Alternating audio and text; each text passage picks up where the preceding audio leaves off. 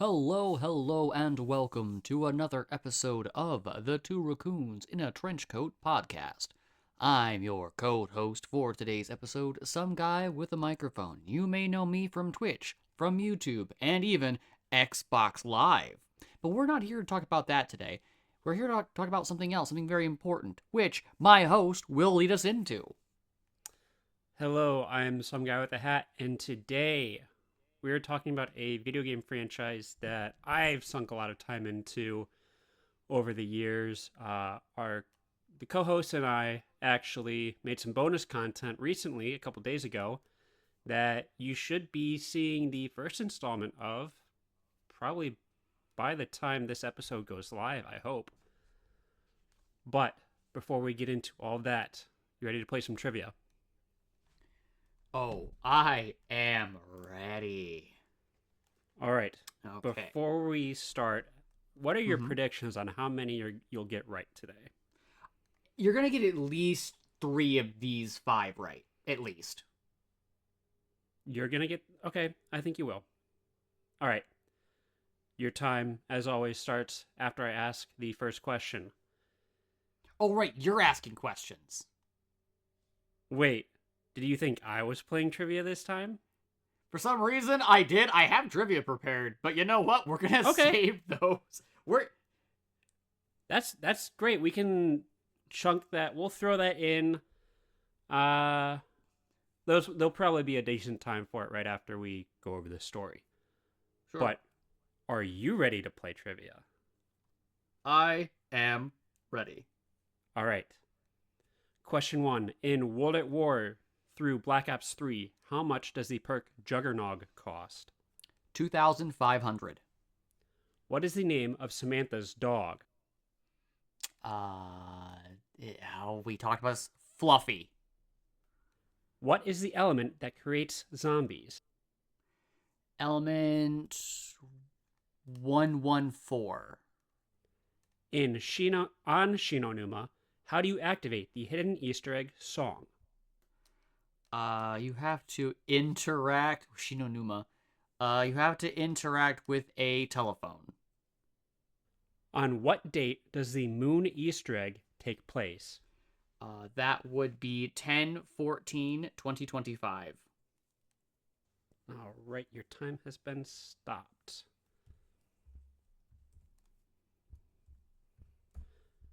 All right, how do you feel like you did?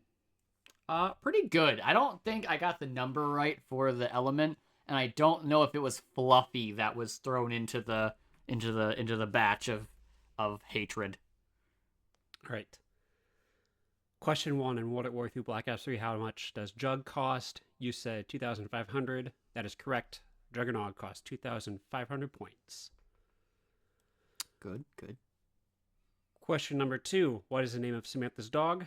You said Fluffy. Fluffy is correct. Hey. 2 for 2 so far. Question number 3, what is the element that creates zombies? You said element 114. The answer is element 115. Oh, I don't know why I was thinking 4. Off. Well, Damn. they both start with the same letter. They do. All right. Question 4 on Shinonuma. How do you activate the hidden Easter egg song? You said you interact with the telephone. That's correct. You interact with the telephone. And for a special bonus point, can you tell me what that song name is? No, I cannot. All right. That would be The One. Yep. Final question. On what date does the moon Easter egg take place? You said 10/14/2025, which is, as of the time we are recording this, yesterday. The answer, moon takes place on October 13th, 2025. No. Again, one number away. Damn. But that's really not bad. 3 out of 5 I'm always for... one card short. I'm always one day late. Nice. Well, yeah, you 3 get out a of 5 reference for the a franchise that you don't have a lot of history with. That's pretty good. Thank you. I have hard trivia for you as we go throughout this section. All right.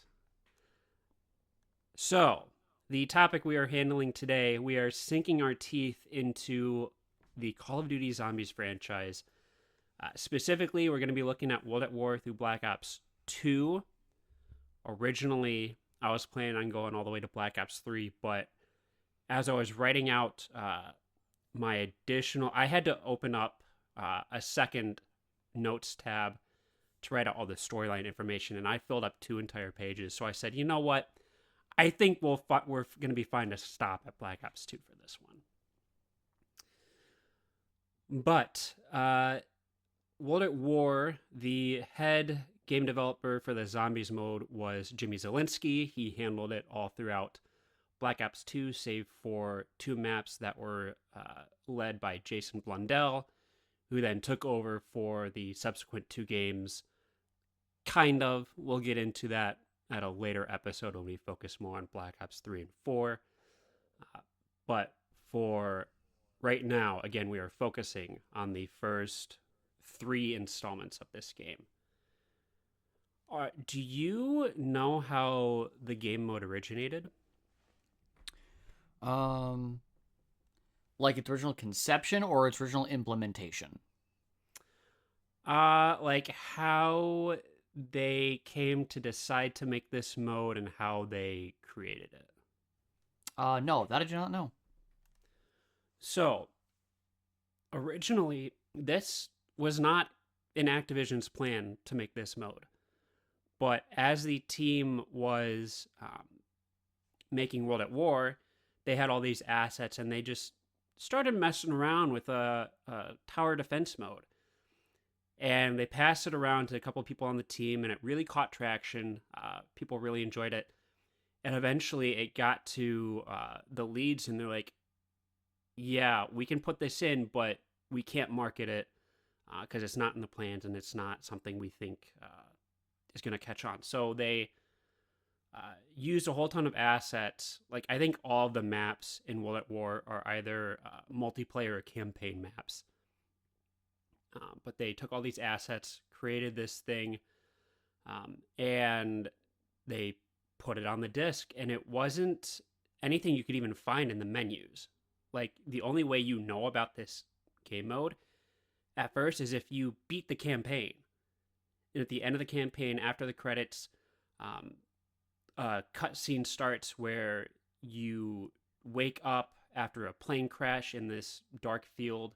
You see some figures walking towards you. You close your eyes, you open them up. The figures are a bit closer. Close your eyes again, open them up. The figures are running towards you, and that's when the zombies are upon you and the title card pops up. And then you're booted into the game. This calls back to a time in gaming history that's never going to come back, which is when big name developers allowed their programmers and their game designers to actually like do things that were outside of what the shareholders thought was optimal. Mm-hmm. Yeah, now we call those indie developers. Yeah, I mean, it very much does feel like an indie game mode. I mean, obviously you have the support of the studio, so like all those assets they had at their disposal. But it was like a very hodgepodge thing thrown together at first. Like, from where the Nocturne Totem started to by the time Doris came out, the advancement in innovation is actually insane. Because, like, the first map, Nocturne Totem, very bare bones. The second map, Verrucht, you saw the introduction of perk machines and traps. The third map introduced its first main wonder weapon. I mean, you had the ray gun in other maps. But this one was the first infinite killing wonder weapon. And then Doris, you got the Pack-a-Punch and teleporters, which by the time Doris came out, that basic gameplay formula and all of the components there have become staples.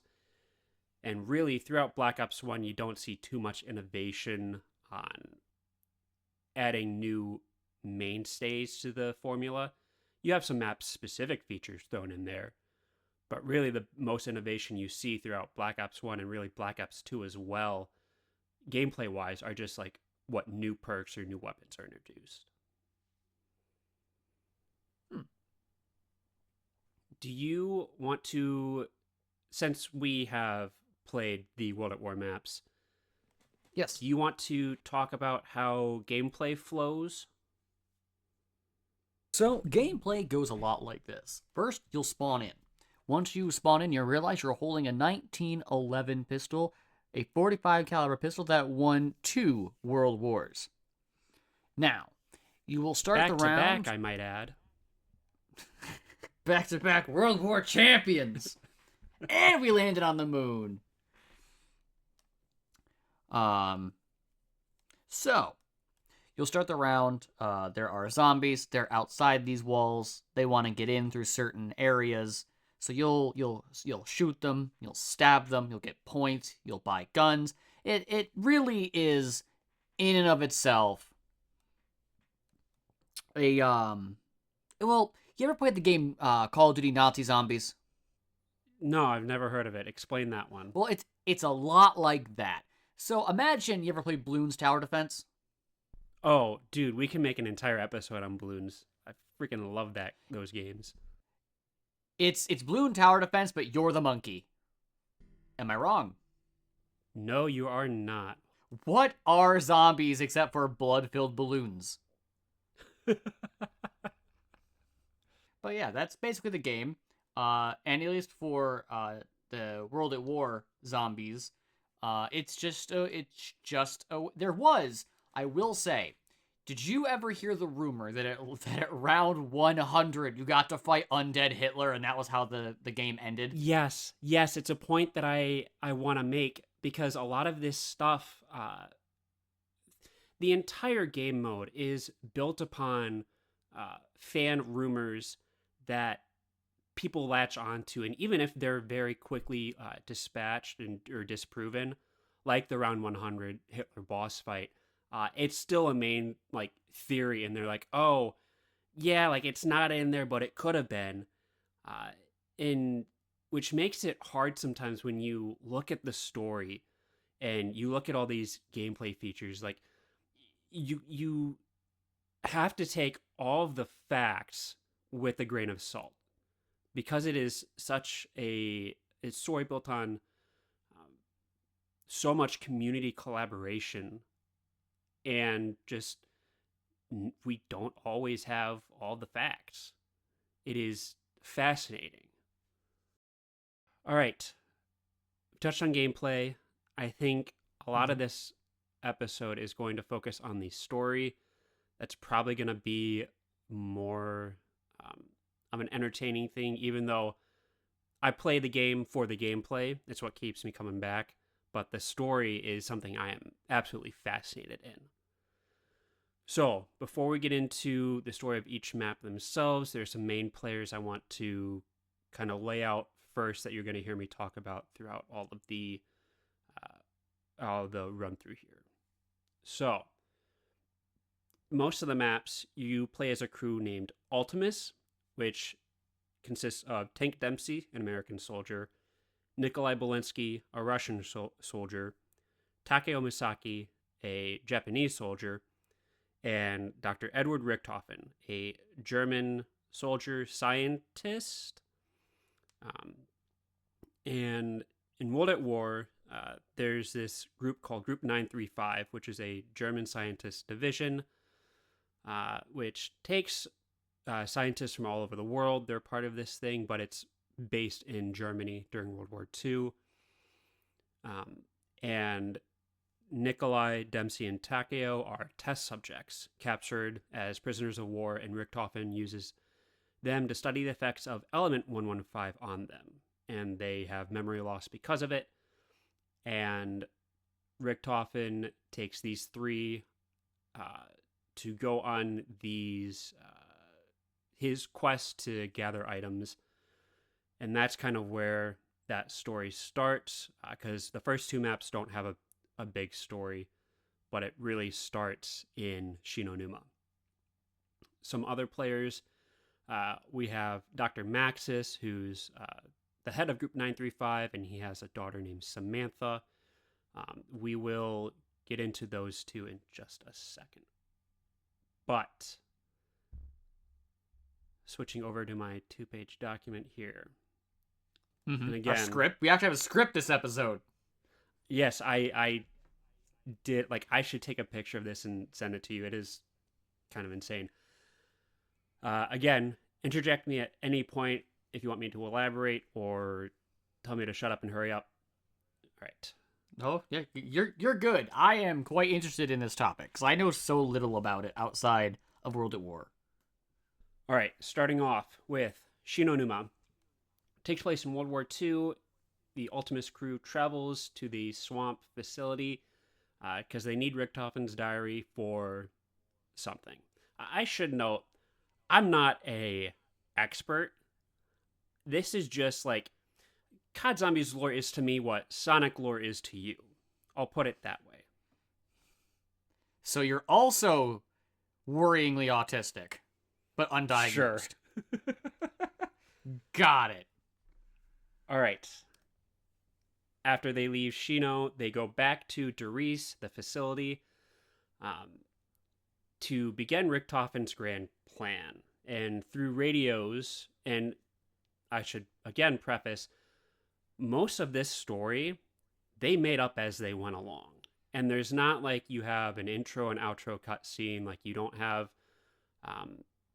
set story beats. A lot of the lore that you learn are through ciphers hidden in the map or radios that you have to interact with that give short snippets of dialogue that the community has pieced together throughout this time. And the devs even take some of the theories from fans and they work that into the story at some point later on. So that's what kind of makes this original story feel so special. It was because we were discovering it at the same time that the developers were making it. So through these radios, we get some of the backstory of Richtofen, Maxis, and Group 935. We learned that Richtofen was also part of the Illuminati, and one of their goals was to get rid of Dr. Maxis. So, one point, Richtofen trapped Maxis and Samantha, his daughter, in the teleporter to get rid of them, and it supposedly killed them. Supposedly. Supposedly.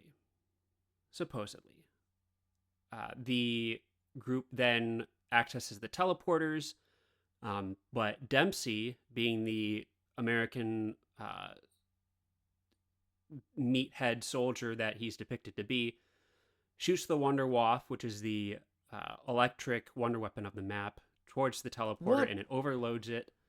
And what is a Wonder Waffle?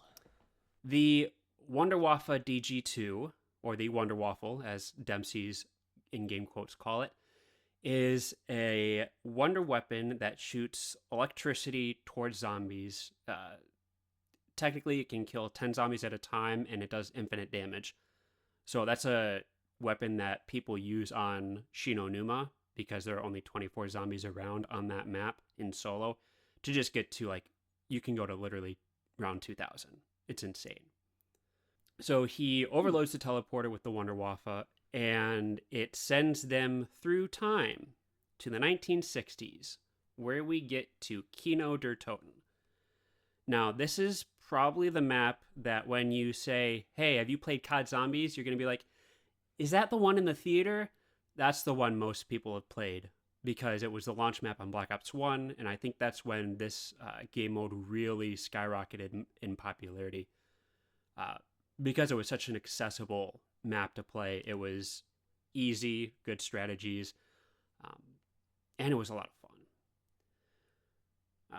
But anyway, after they go to Kino, there's not a whole lot of story that goes down in Kino until retroactively in Black Ops 3, some lore gets added to it.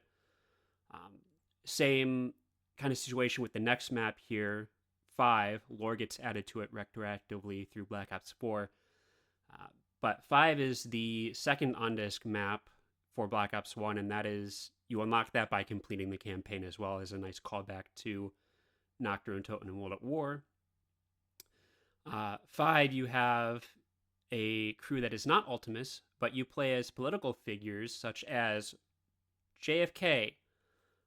You have Robert McNamara, Richard Nixon, and Fidel Castro holding out against a zombie horde in the Pentagon. You are chased down by the Pentagon thief who steals your weapons, who, again, later on retroactively, we learn is Yuri, who is part of the Ascension Project, who is corrupted by Samantha.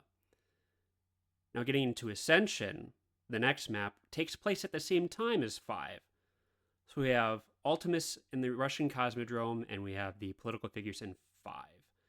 And Ultimus has to help Gersh escape the Casimir mechanism because he's being trapped in there and chased down by Samantha.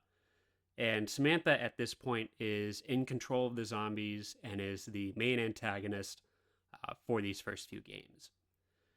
And a lot of these things I'm saying, like Gersh and Casimir mechanism, they're just MacGuffins. Like, some of this stuff does have like high importance, but really they were created for the maps that they were introduced in, and if you want to forget about them afterwards, that's fine. But Ascension is interesting because it's the first actual main quest that you officially do. Like, the other maps have like Easter egg songs that you can find. There's the Flytrap Easter egg, which is like a hide and seek thing with Sam's toys on Doris. But this is the first one where you have a set path to go on and a multi-step quest with a reward at the end, even though the reward's like a 90-second power-up.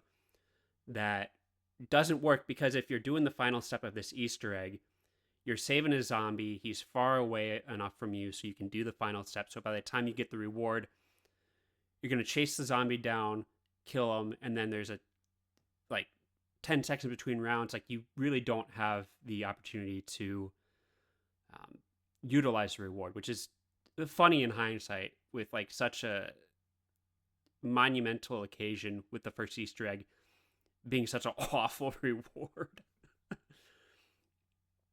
But keeping on with the storyline, Call of the Dead, after the Ultimus escapes from the Cosmodrome, they get teleported to a film set, which Call of the Dead has the first celebrity cast here. You play as Sarah Michelle Gellar as herself, Robert Englund as himself, Michael Rooker as himself, and Danny Trejo as himself.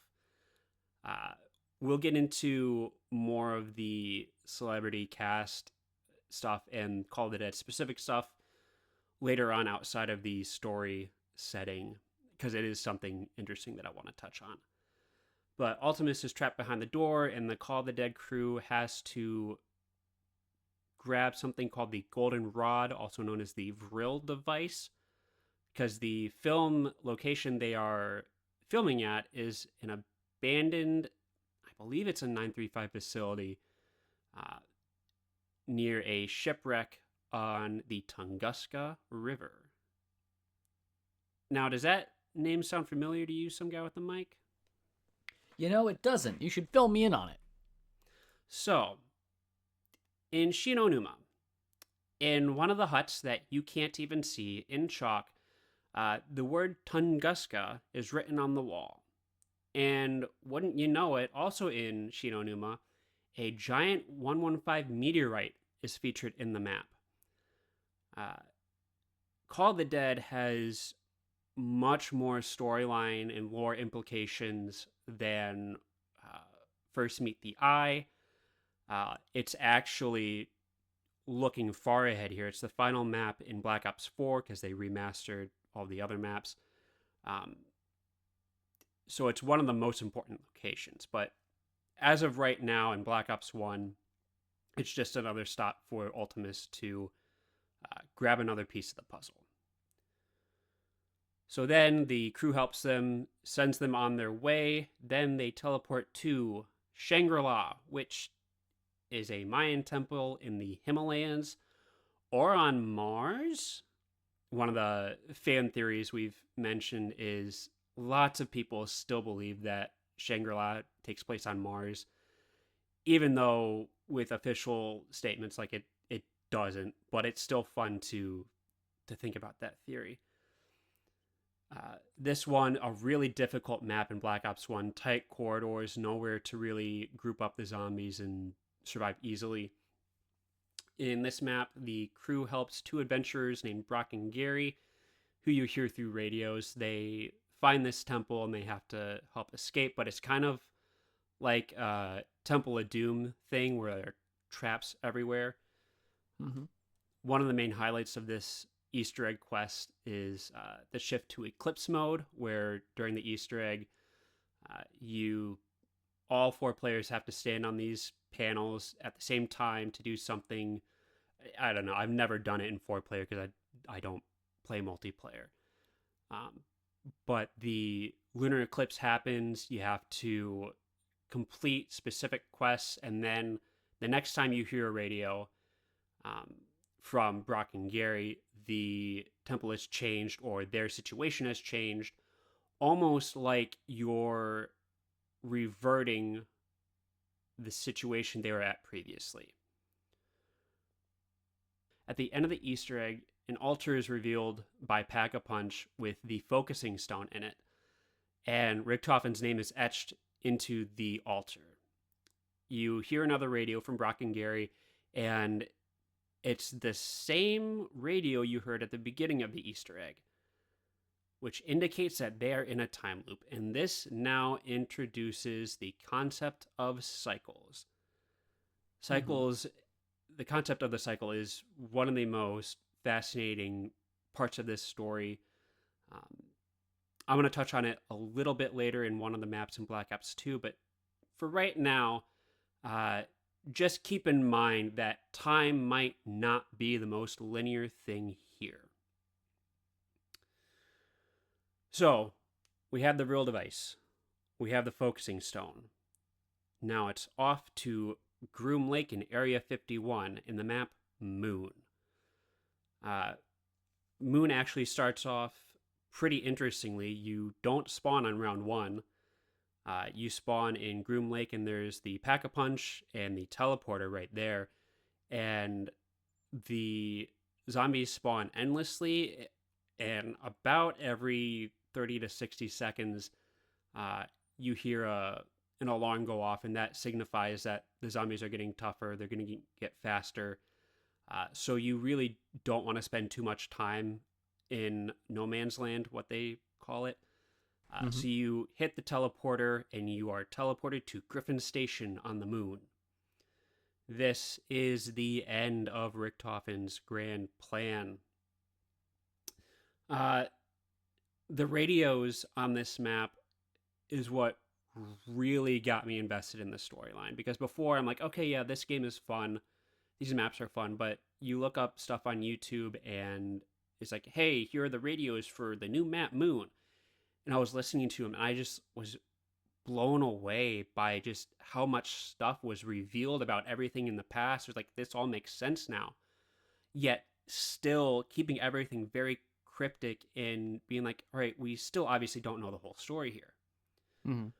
Some of these radios go over Richtofen's teleportation tests when he was working with Group 935, and he at first teleported a walnut, but it wasn't good enough for Maxis, so he tested it on himself, and he ended up on the moon, and he found a strange pyramid device on the moon, and he touched it, and he started going slightly insane. He's hearing a ton of voices. But this pyramid device is known as the MPD, probably for Moon Pyramid Device. I mean, can only have so many eclectic names for so many things. There's another radio about scientists discovering they kill a rat that got into the moon base somehow. And this moon base that they built, Griffin Station, was built around the MPD. So the MPD is at the bottom of this facility. They kill a rat by it, and they notice that its soul goes into what's known as a soul box, which is a Easter egg gameplay element that they introduced here, but they've used it plenty of times since because it's a gameplay element that works. And then you have more radios that tie into Doris, with right after Maxis and Sam were teleported, they end up at Griffin's station. A ton of soldiers surround them.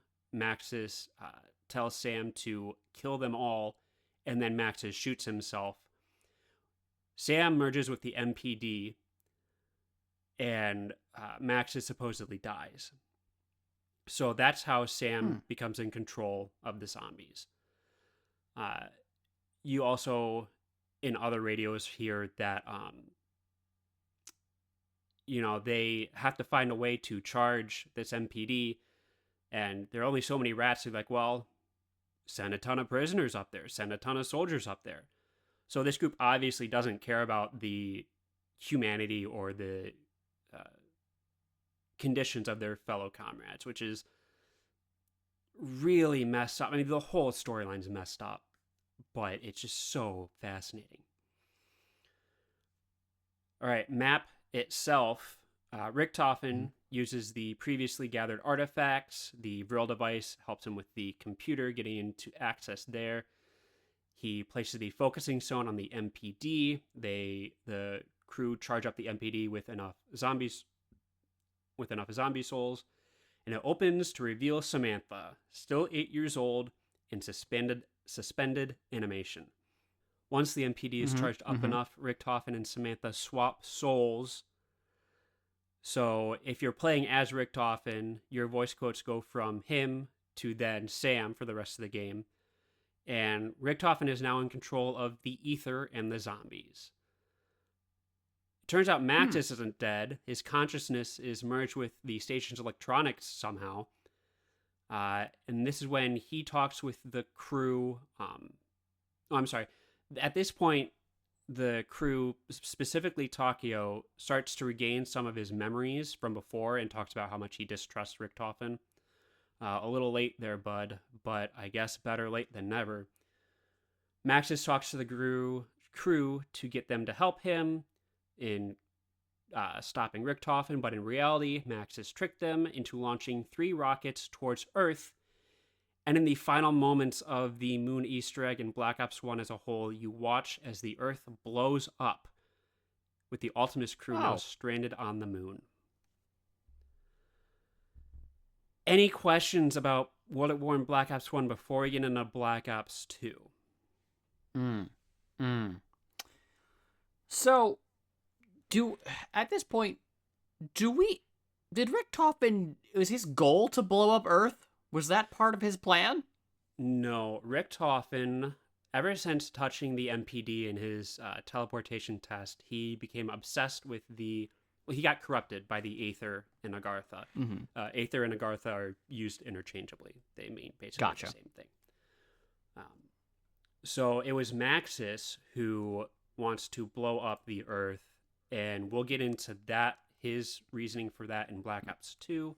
All right, Black Ops 2. Let's go over Nuketown first. So Nuketown, styled after the multiplayer map of Black Ops 1 of the same name, happens at the same time as Moon. So under Samantha's control, the zombies' eyes are yellow. They've always been yellow. But throughout the match, like every few rounds or so, you hear radio quotes of Richtofen as the Easter egg on Moon progresses. And eventually, on round, I believe it's 25, the eyes of the zombies change to blue, which signifies that Richtofen is now in control. Now, nothing else really happens throughout the match, but when you die on Nuketown, the game over screen is the missiles hitting Earth. Transit, the main launch map of Black Ops 2, really anticipated map for a lot of people. Like, how are they gonna continue this from Moon? Like, what's Ultimus up to? What's going on? Transit happens in October of 2035. So this is 10 years after the missiles have hit Earth. We play as Victus. The Victus crew consists of Misty, Marlton, who's like this scientist guy, Stuhlinger, who's kind of crazy, and then Russman, who has lost his mind, but there's a lot more going on with him. He was a member of Broken Arrow, which is kind of like a government agency, similar to Group 935, but obviously more American led. He's losing his mind due to being involved with all that as well. First map, Transit. We get a lot of TV broadcasts and radio transmissions between the struggle of these two factions that have come up. You have one character who shows up in one of these transmissions named Jackass Flats. I just thought that was funny and wanted to throw that in there. One group you have is called the Flesh, and they are a group of survivors who eat zombies. And because zombies are fueled with 115 through that transmission, they can now hear Richtofen and get orders from him because of that.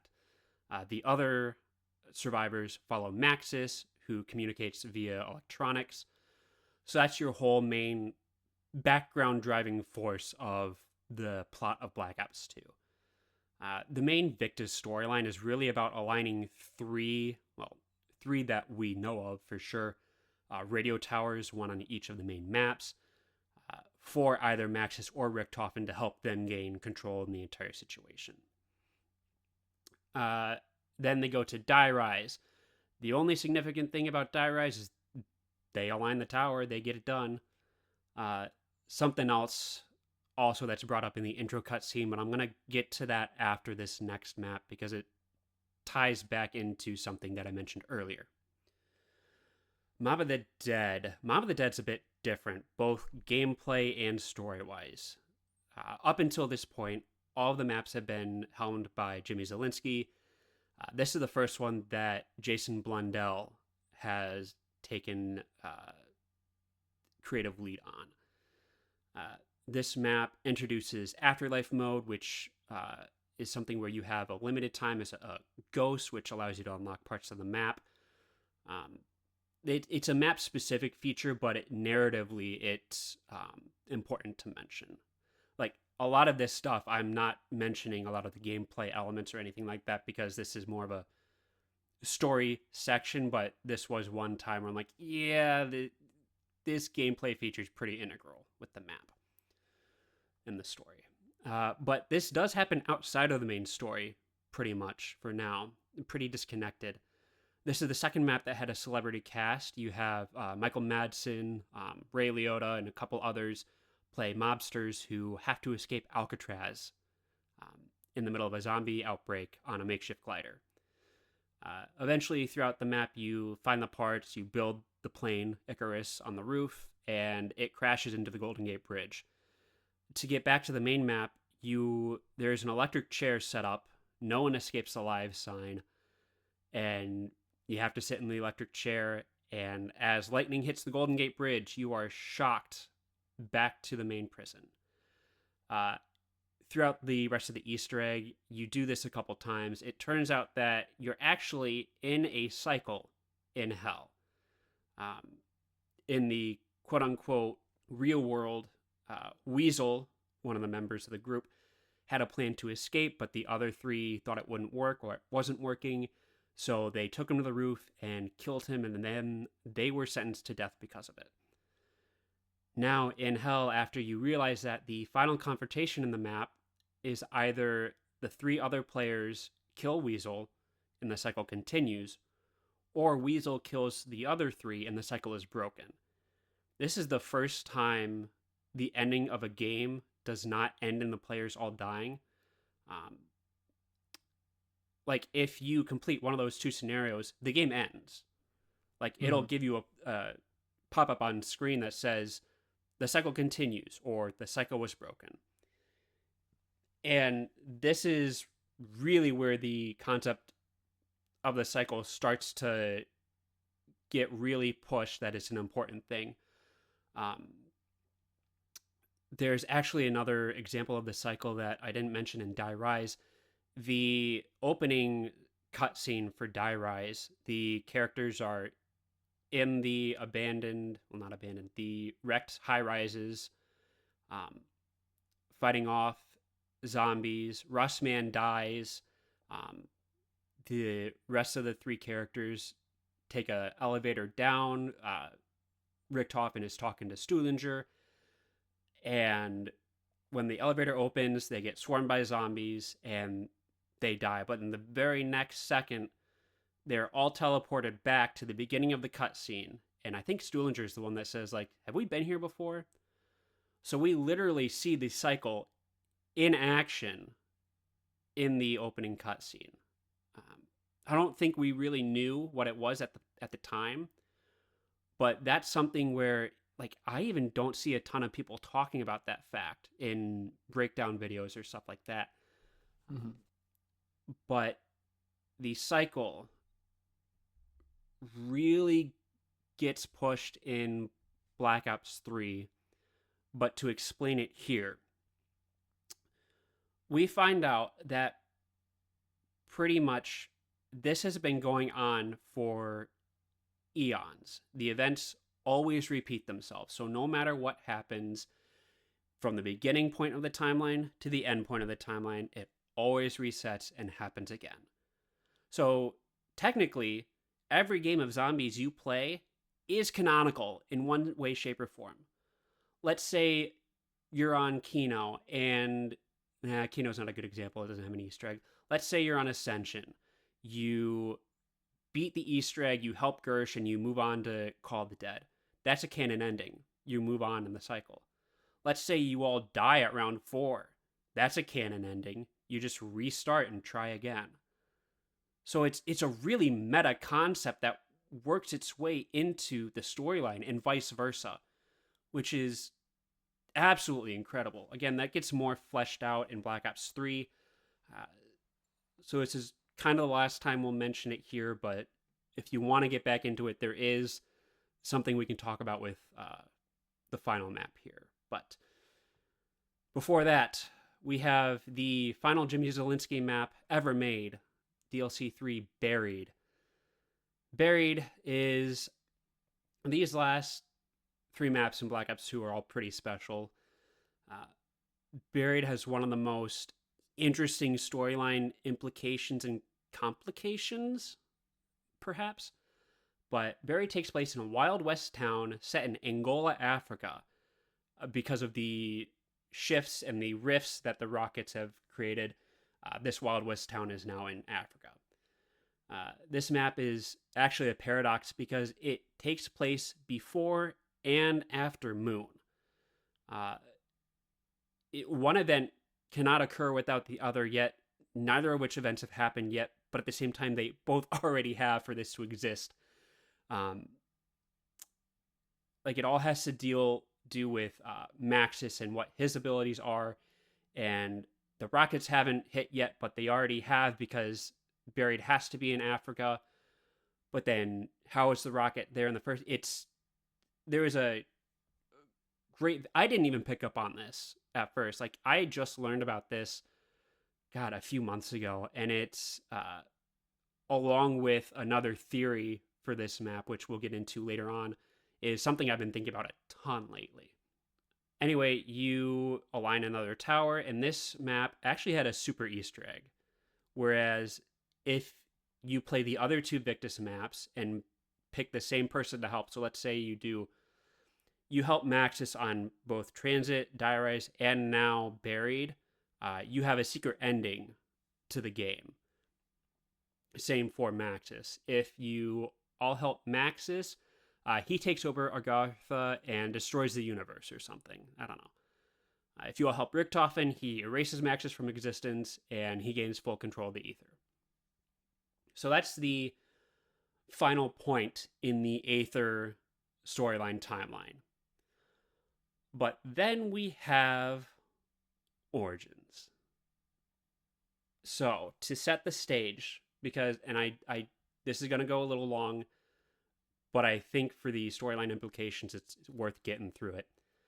So Origins is set in northern France in 1918 at a dig site in the middle of a battlefield. This map starts off swinging right out of the gate, right from its opening cutscene. And I'm going to read you verbatim what the opening monologue is said. And it's said by a mysterious, demonic sounding, like raspy whisper. It goes, it began long ago on the battlefield of the Great War. Two German scientists sought to harness dark and mysterious forces buried for centuries. They believed their discoveries would ensure Germany's ultimate victory, but they could never have imagined what else their research would unearth. Then after that, you get cinematics of these soldiers breaking through the tomb in the dig site, and the outbreak begins. But then it pauses for a second, and we shift to a character riding up on top of a tank as Avenged Sevenfold's Shepherd of Fire kicks in. We get the character's name displayed in a title card freeze frame. Tank Dempsey.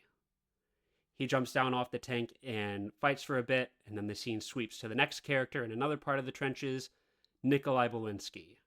Again, we swing over to Takeo Misaki as he swings his katana throughout the trenches, and the three converge on an operating table with Dr. Edward Richthofen operating on Dr. Maxis.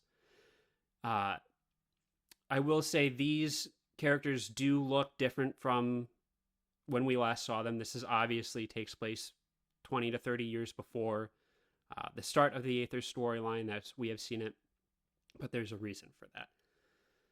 Anyway, a beam of light then illuminates the room from the sky, and it is revealed that the light is coming from a 20-story robot.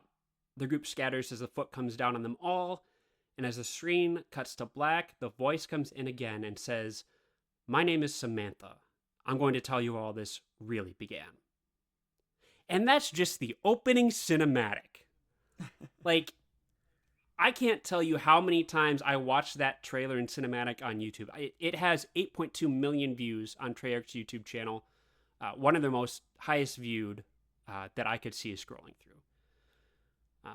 But as I said, this takes place in 1918, earlier than any of the other Ultimus stuff we've seen. And at first, you can think that they could be the same characters, but this is actually, in fact, two different crews. We're now following Primus. The events of Ultimus don't necessarily take place for Primus. That's something we'll get into when we talk about Black Ops 3 in another video, but for right now, they're separate, but they're the same characters. Primus helps Samantha escape from Agartha. The steps of the Easter egg are actually named as the same as Mason's escape plan from Brokuda in the Black Ops 1 campaign mission. Like step 1, secure the key. Step 2, ascend from darkness, all that. You build the 4 elemental staffs. You break open the seal. You release Dr. Maxis into the crazy place, who is now just a brain in a jar that they shoved in a drone, by the way, because he was infected with 115. So that's why Richthofen was operating on him in the cutscene. Moving on to the end, if you thought Moon's ending was wild, Origins changes everything. The end cutscene for this map opens on a girl's eyes as she narrates the ending of the map, and it dollies out to show two children, Sam and Eddie, in their pajamas, playing with action figures of zombies and figures that look like our crew, and toys of the weapons and perk machines and mystery boxes and chalk drawings on the wall. Sam and Eddie talk. Eddie says that girls don't know how to play zombies. You're not doing it right. Sam says that he can have a turn next time. A siren is heard, like you would hear during wartime, and Maxis calls him down to get into the bunker where it's safe. And as the characters leave the room, Fluffy gets up and runs out. Sam, as she's closing the door, says that the heroes in their story are real and that her dad has a plan. That ending cutscene flipped. It's a heck of a cliffhanger. Yeah. It flipped everyone's understanding like 180. Like, have we been playing these child's games this entire time? Has none of what we have been fighting for real? Like, does this not matter? Or, like, is it supposed to lead to something else? Because obviously Maxis is still working on something, and what's this? Like, where is this house? Lots of questions for Black Ops 3 to answer. A lot of hesitation going into it. A lot of people hate it when it came out, but in retrospective, after everything, it's a great ending. Black Ops 3 goes in a direction which is pretty fantastic and actually pretty emotional as well. But as of the point in time when Black Ops 2 Origins came out, this was a massive game changer. So I that never knew there was, was this much story. and I'm not even getting into the thick of it. Like, I am paraphrasings here with this analysis, this overview. There's so much stuff that I'm leaving out, that I'm leaving out, but we're already at like close to an hour on this video, and I haven't even talked about half the stuff of the other topics that I want to talk about. Any questions, anything you want me to go deeper into? No, so far this video essay has been really good. Yeah, I apologize if you're not a fan of my voice. This is not the episode for you. Probably should have said that at the beginning, but you're already 50 minutes into this thing. You get what you're getting. Yeah, one thing I will touch on before we split the recording here. I've mentioned the musical Easter eggs a couple times. The music in these games is phenomenal. If you like, in World at War, it kind of started off more grunge-esque and then turned into rock, more hardcore rock later on. If you like that kind of music, look up a couple of the Easter egg songs. They are,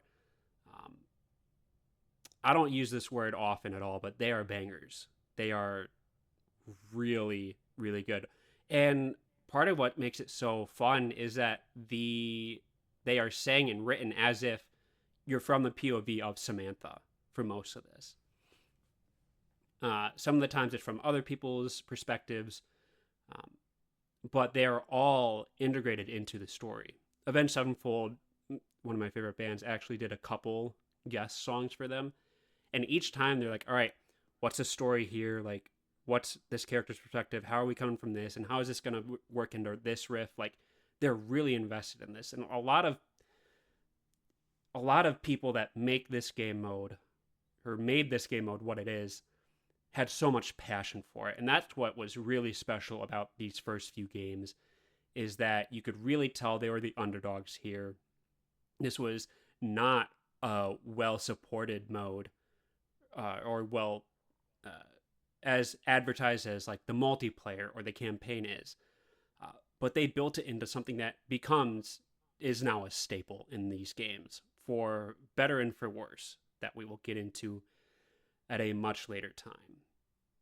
But yeah, music is a standout from every single map. All right. Pretty sure we just finished talking about the music. Not a lengthy discussion on that one. Something I do want to go more in depth on the next time we talk about this subject.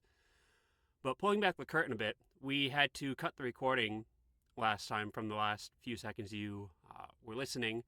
And we are now currently recording this next segment in my car in the parking lot of where we usually play trivia. Our newest studio. Yeah. So if this seems a bit disjointed, that is why. We are going to start wrapping it up in a little bit. So I sent you a playlist. Were you able to take a look at some of those? I did indeed. What's your opinion? They don't... Okay. None of them feel like, hey, by the way, when you buy a Call of Duty game, they look like chose for their own standalone games and franchises. Like, don't get me wrong, like Call of Duty flavoring. But just from watching the trailers, you would not assume that they were part of a different game. Right. Like, the trailers are so interesting in the fact that it conveys a lot of the unique map aspects, a lot of the style and atmosphere, as well as most of the time featuring the map-specific Easter egg song, which we mentioned previously. Yeah, they are super fun. I think in there, I've put in a couple of the intro cutscenes as well. But yeah, every now and then I do go back and it's like, yep, this is going to be a good hour to just watch through all of these. There's one thing I do want to touch on as a nice genre reference that they did in Call of the Dead. We mentioned that's the one with the first celebrity cast. Um, Not only do you play as the four celebrities I mentioned, but George Romero is also featured on the map as the first boss zombie. George Romero, if you don't know, is the godfather of the modern American zombie horror genre. He created Night of the Living Dead, Dawn of the Dead, Day of the Dead. And getting into that for just a second, uh, the creative team behind Night of the Dead split, and George Romero retained the rights to of the Dead, and the other member retained the rights to Living Dead. So Return of the Living Dead, while it does make mentions to Night, it's not a continuation, but it exists in the same realm. You see universe. Yeah. They actually have a nod to Return of the Living Dead in the intro cutscene and the trailer, actually, with the song Party Time by 45 Grave. Amazing segment, just something really funny that I always love that they paid homage to, and they actually put that song in The Walking Dead. Oh, yeah. Yeah, in the season 10 finale, Lucille turns on the car, and the radio, that song plays for like 3 seconds, and I'm like, Leo meme, I know that. Do you happen to have any of the trivia questions? No. Okay. No, I don't. Darn. That would have been fun. You think I came prepared? Well, one can hope. I had to drop Miss Microphone off to go do wedding dress shopping. Yes, very fun. Very fun. We're on our way there next, actually, to pick out your wedding dress. Indeed we are. It's gonna be great. I'm thinking blue. You know, I would have said, like, if Emma had asked me to go with her to pick out wedding dress, which I would have been, should have. Exactly. I'm like, yeah, you know, white's a great choice, but what about purple? Have you thought about that? Honestly, purple as a wedding dress slaps. Yeah. More about that in our next segment. Yeah, when we go over Say Yes to the Dress. Honestly, immaculate series, no notes, great music, great scripting. There are so many fan theories and plausible theories that are just so interesting that I want to get into, but I will spare everyone in this car and listening to this podcast the length of time that it would take to go over that. I do want to touch on just briefly a couple. I think the biggest one from Black Ops 2 is the bus route B theory, how transit you have, you go to like 5 different locations on a bus. That entire Easter egg, like after it was beat, people were like, oh, there's no way this can be the end, because like nothing really happens. We didn't know that was the end. So they like, for months, they were like trying things like, oh, there's actually something on town with the lights in the laundromat. That turned out to be just like a technical glitch. Like the lights were flashing. People thought it was Morse code. And people were on it for months. Like, no, like this has to be something. And it turns out, no, it's not supposed to do that. Just development team made a small oopsie. Yeah, and people thought that because one of the voice quotes for the bus driver mentions a bus route B, so everyone's like, oh, that must mean that there's like a second route we can unlock. It was probably that way in development. They did have to cut a lot from that first. A lot of things, I feel, ended up on the cutting room floor. That's how it goes with major titles. Yeah. Is there's a lot. That's why I think World at War did so well, is because it was before the long list of constraints that most AAA developers had. And so you had a lot more freedom and maneuverability, which is where the Nazi zombies came from, and the zombies maps got their start. Whereas now, it's just a tool for profit. And suits do not care about how much people enjoy the game. They care that you purchase the game. And if they can say, hey, bus route B, what a cool idea. What if we put it in the next game? And then you have to buy the next game to get route B unlocked. Or we sell it as a DLC, so on and so forth. So I'm sure something along those lines ended up on a cutting room floor at some point. Yeah, that's my major issue with where the franchise is at this point in time. But actually, surprisingly enough to know, a lot of the things that were cut were only due to hardware limitations at the time. Because this was back on PS3 era. So as they went along in Black Ops 2, they were actually able to fit more on. But by the time it got to Origins, that was such an innovative map. They were forced to innovate actually because of the limitations. Like they couldn't fit all the perks on the map, so they created the Wonder Sphere, which is like the mystery box for perks, Right. to save on disk space. One other theory that I'll touch on briefly that I recently learned about is where the storyline was going at the end of Black Ops 2 had Jimmy Zielinski stayed on. A pretty compelling theory I saw is that it was going to get into the Hollow Earth, which the story comes from an actual novel. If I can find the video that explains this topic, I will link it. But long story short, there's a novel that goes on about these two adventurers finding this town, like in Buried, the Wild West town. They go down probably a mine shaft, I think it is. Lanterns are a big symbolism in this story. And eventually they find this other civilization of like lizard people. And it's like, is this the Vrilya, which ties back into Shangri-La with that civilization that has more mysticism going on. So it's not on Mars, but you know. But yeah, it's almost as if they were leading that direction, and then Jason Blundell said, "Okay, great, we love it, but what about instead of aliens inside the Earth, it's outer space aliens that we have to deal with?" And that's what we will touch on next time when we get into Black Ops 3 and Black Ops 4. The next time we touch this subject, not next time as in next podcast, that would kill our viewership entirely. We gotta keep it fresh, gotta keep you on your toes. Yeah. I know this one was a pretty front-loaded with lore. Next time it will not be as heavy with that, but in order to understand what's going on next, we have to first explain this. And it's not even to understand. It's like, will it make 0 sense or a little bit less, a little bit more than 0 cents? So thank you all for sticking with us through this one. Any final notes that you want to touch on?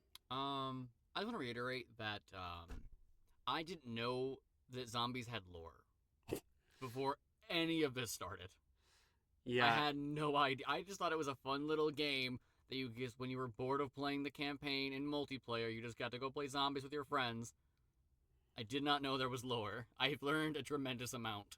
Yeah, there's so much lore, a pretty hardcore, diehard, small niche community of people who are into it, but if you get into it, like, I got sucked in entirely.